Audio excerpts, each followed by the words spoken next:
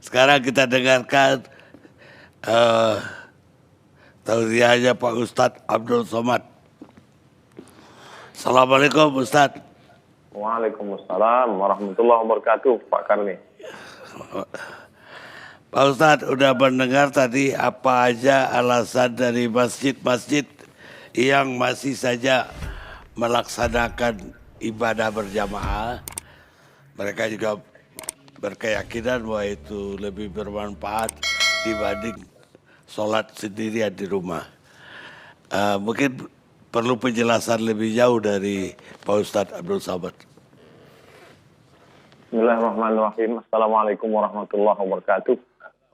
Alhamdulillah, wassalatu wassalamu ala rasulillah wa ala alihi wa sahbihi wa man tabi'ahu wa mawalah. Pak Karni beserta seluruh alim ulama, masyarakat, tak dapat saya sebut satu persatu. Saya menjelaskan secara fikihnya dulu. Dalam sebuah hadis dikatakan, idza sami'tum bihi fi baladin, kalau kamu mendengar ada suatu wabah di suatu negeri, fala taqdimu ilaihim. Janganlah kamu datang ke negeri itu. Dan kalau wabah itu terjadi, kamu berada di dalam negeri itu, fala takhruju firaran minhu. Jangan pula kamu keluar dari negeri itu melarikan diri. Inilah yang disebut sekarang dengan social distancing atau lockdown atau PSBB. Jadi perlu kita pahami bahwa zaman dulu itu, seperti kota Al-Madinah, Al-Munawwarah zaman dulu, itu ada tembok di sekelilingnya. Lalu kemudian ada pintu gerbangnya. Jadi kalau terjadi suatu wabah di dalam negeri itu, orang yang berada di dalam tembok itu tidak boleh keluar, dan orang yang berada di luar tidak boleh datang ke dalam. Nah sekarang skopnya lebih kecil lagi. Karena wabah ini tidak hanya di suatu negeri, tapi dia sudah masuk ke dalam rumah. Dan kita tidak tahu rumah siapa yang sudah didatangi virus COVID-19. Hampir semua. Jadi saya tidak tahu bahwa rumah tetangga saya ada, bahwa rumah orang yang kaya, pejabat juga bisa kena, dengan kita dengar berita banyak. Maka tidak ada solusi lain kecuali kita tetap di rumah kita masing-masing. Karena rumah kita saja yang steril. Jadi kalau dulu suatu negeri, sekarang skopnya lebih kecil hanya di rumah saja. Lalu kemudian hadis lain disebutkan, firra minal majzum, larilah engkau dari orang yang terkena penyakit menular, firaraka minal asad, seperti engkau lari dari singa. Jadi sebetulnya secara fikih simpel saja aturan yang sudah diajarkan oleh Nabi Muhammad SAW 14 abad lalu itu simpel, sederhana. Dan itu dilaksanakan. Di Maroko, saya masih kontak ke adik kelas saya di sana, saya tanya, ada kalian sholat berjamaah Jumat? Jumat tidak ada. Sholat fardu tidak ada, tutup semua. Di Mesir juga begitu. Oleh sebab itu, masjid tempat saya ketua masjid, maka saya sampaikan kepada jamaah, masjid tutup, kita sholat di rumah. Saya buatkan video tutorial dari mulai tarawih di rumah, witir di rumah, tadarus di rumah, sholat zuhur pengganti Jumat, bahkan sampai di video tutorial itu sampai ke sholat Idul Fitri di rumah, lengkap dengan dalil-dalil fikihnya. Tapi kan yang jadi masalah, tidak semua ketua masjid didengar oleh jamaahnya.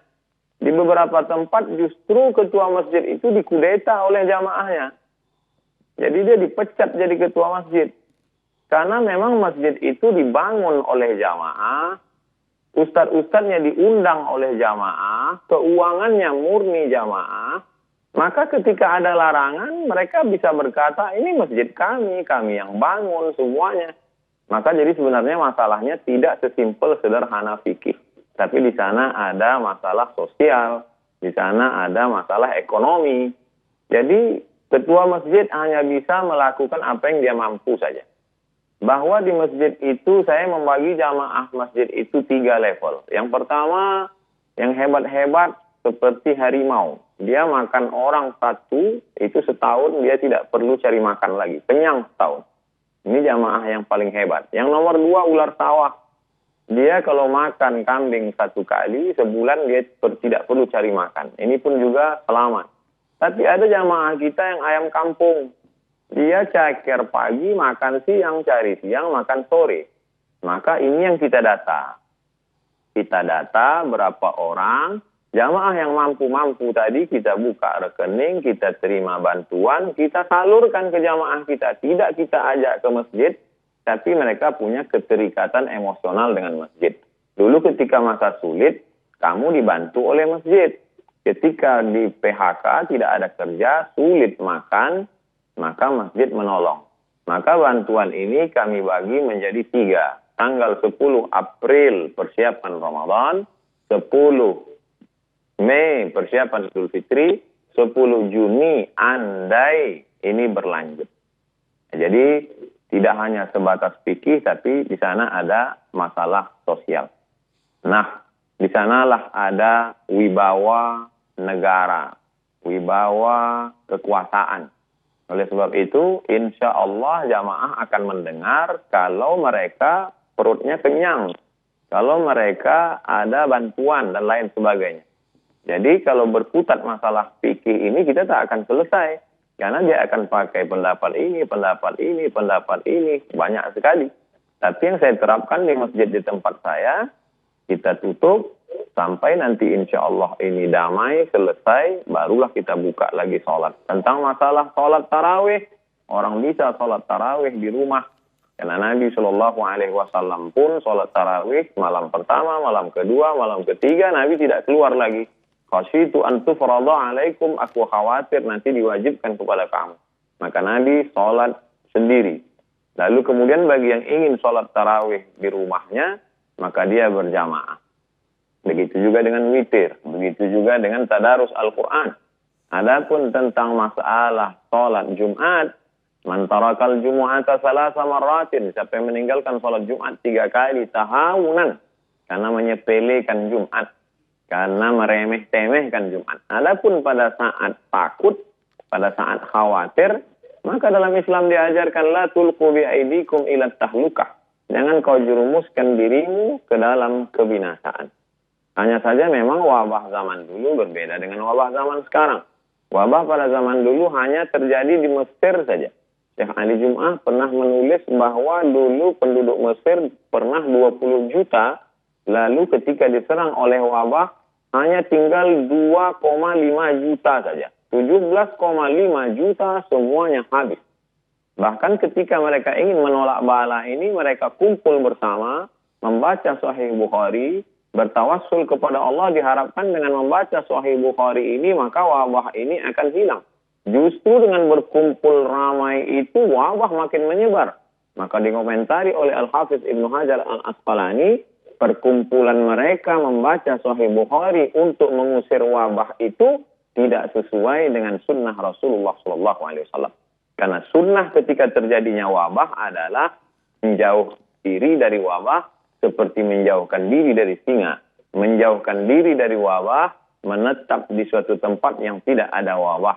Menetap di suatu tempat, kalau zaman dulu modelnya satu kampung, satu tempat. Tapi untuk saat ini, karena semua di dunia ini terkena, dan kita tidak tahu tempat mana saja yang kena, mana yang tidak, kecuali andai nanti ada suatu alat detektor canggih, cukup pakai layar saja.